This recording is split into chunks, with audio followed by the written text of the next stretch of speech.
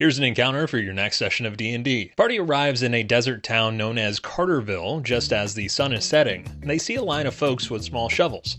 If they approach and ask what's going on, the men of the group note that they are guys, and they're collecting their nightly offering to him. The townsfolk warn the party to grab some of the dirt and place it under their pillow as an offering as well, lest they be taken. If the party spends the night in town, they'll awake to find a large mustachioed clay and dirt golem in a duster, inquiring about their dirt offering in broken common. If they have dirt to give him, he'll happily take it, rubbing it in the cracks of his body, dimming a bright light emitting from his chest. If they don't, the dirt man will attempt to forcefully take them down to his lair. It's deep beneath a mountain on the outskirts of town, and he'll force the party to dig endless tunnels, generating more dirt. The lair appears to be some sort of dirt vault where the dirt man keeps his surplus. What would your party do?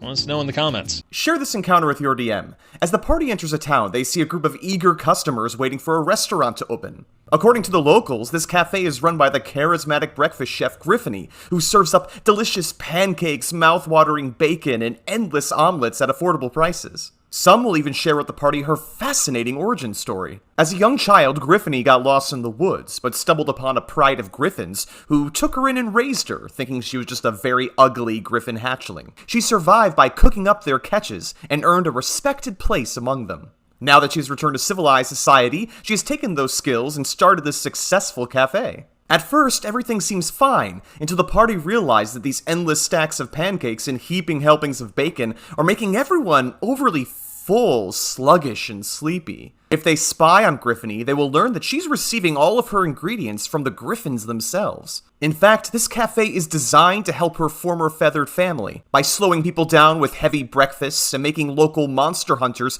easier for the griffins to pick off. What would your party do with this information? Take action against Griffony?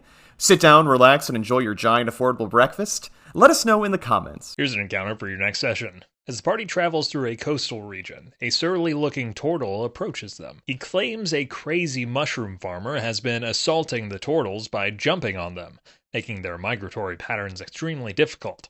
If the party goes to find the farmer, they'll see him in his blue overalls and sunburnt shoulders down by the beach. The burly dwarf barbarian in a sun hat is surrounded by patches of colorful mushrooms, the remnants of some at his feet. As the party approaches, they hear him say, "Oh no!" The dwarf barbarian claims the turtles are the problem, as they are trampling his special mushrooms. He's been growing a special sand shroom to help locate his brother, and his stomping of turtles is to protect his crops.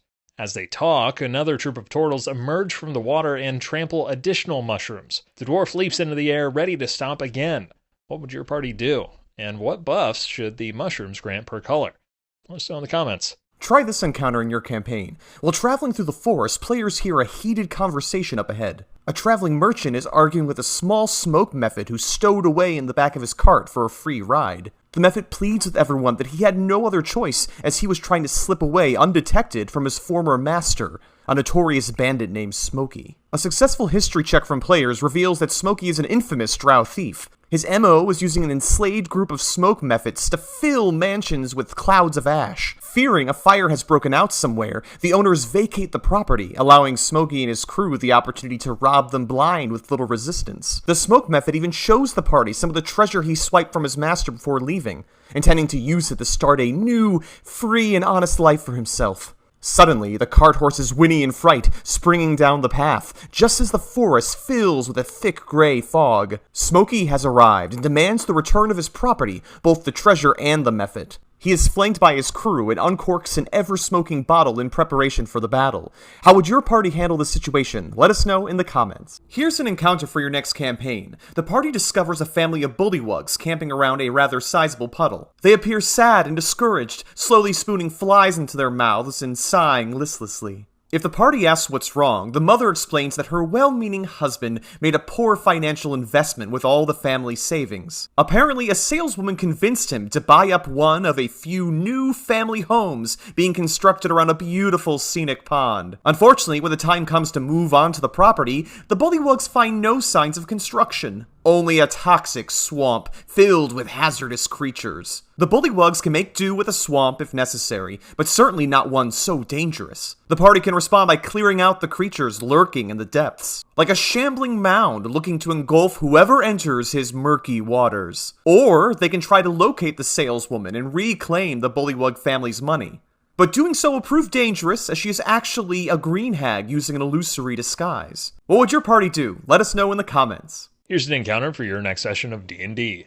As the party travels, they come across a well in the woods with several people lined up near it. Each approaches, whispers into the well, and flings a gold piece in. Every so often, a person throws a baked good instead of gold. The well responds in a booming voice. And so it shall be. The coin thrower skips off, and the line continues. If the party inspects the well, a low roll will show only darkness, but a high roll will show the faintest outline of a figure about 90 feet down with large eyes, along with the glint of gold. Turns out someone or something fell into the well several months ago and has been granting wishes since. As the party inspects, a line will form again, and people start to get annoyed that they can't make their wishes. But what is the creature at the bottom, and what would your party do? Let us know in the comments. Here's an encounter for your next session. As the party arrives in a city, they struggle to navigate through the city streets because of ankle-deep piles of discarded toy loots. If players ask around, townsfolk will explain that, those are just the common ones that no one wanted, and direct the players to a well-guarded toy shop. At the shop, the owner explains that these loot boxes are all the rage, and that people have become wildly obsessed with them, sometimes turning to thievery or violence to get the ones they want. For a few gold pieces, the players can purchase a loot box themselves, rolling a d20 to determine which of the small toy loots they receive. Some have interesting painted designs, carvings, or fun sensory effects, whereas others are simply carved from common, untreated wood. Rolling a 20 will snag them a coveted gold-plated loot. If players try to pluck at the tiny strings, they'll need to roll a wisdom saving throw, or else become charmed and compelled to buy more loot boxes. Investigating further, the party will learn this is all part of some seedy operation. The toy factory at the edge of town is being run entirely by satyrs and other fae. They have multiple harpies with shaved heads kept in cages, because they are using harpy hair to make the charm strings for their toy loots. What would your party do? Try to collect them all and auction off your completed set? Or take down the Fae's operation? Let us know in the comments. Here's an idea for your campaign. Is your party stuck out in the middle of the wilds, desperate for a marketplace but without a city in sight? Well, fret no more thanks to the Djinn Martini, a tiny portable mart the players can carry with them and use for shopping on the go. So you follow that treasure map to a long-lost mine only to find it inconveniently caved in? Well, simply shake your martini and purchase explosives from your friendly Djinn. Buy and sell goods whenever necessary. Potions in a pinch? Done. Ball bearings in a bind? Done. Score a premium by selling the Djinn certain human goods that it finds intriguing, like fine silks, aromatic perfumes, and succulent wines. To give each Djinn a bit more personality, have a player roll a d20 to determine what objects this particular Djinn has a fancy for.